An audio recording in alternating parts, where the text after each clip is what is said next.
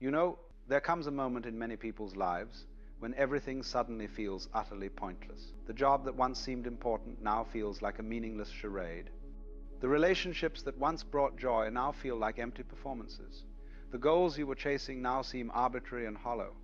And you look at your life and think, what's the point of any of this? Why am I doing what I'm doing? What does any of it matter?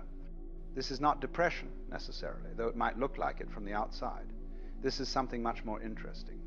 This is what happens when you wake up from the collective dream, when you start to see through the game that everyone is playing, when the meaning that you borrowed from society begins to dissolve, and you're left facing the raw question, what is the point? Now, most people respond to this feeling in one of two ways, and both are problematic. The first response is panic.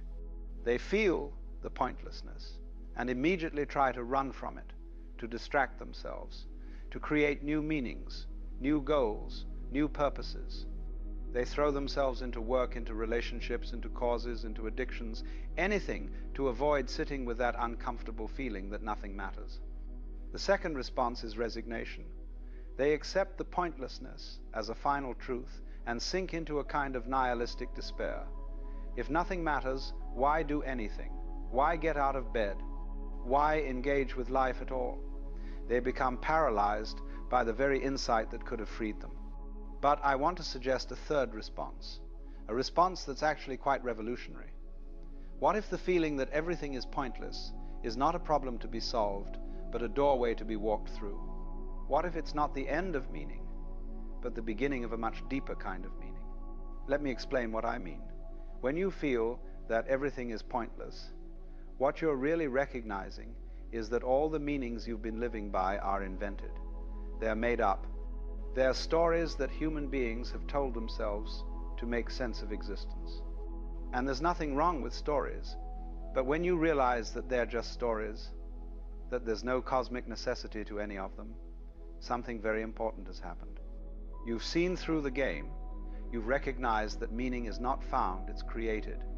And once you see this, you can never go back to the innocent belief that your job or your relationship or your cause has some inherent, absolute meaning. The spell is broken.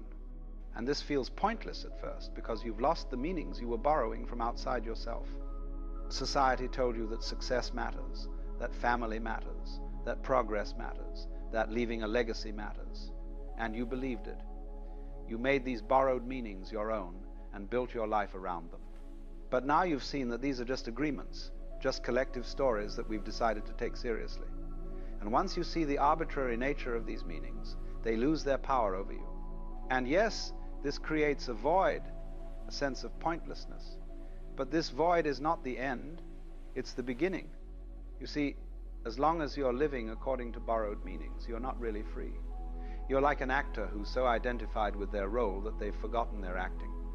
You take the script seriously because you think it's real, because you think it matters in some absolute sense. But when you realize it's just a script, just a story, you're suddenly free to play the role differently, or to choose a different role entirely, or to write your own script. The feeling of pointlessness is the recognition of your freedom.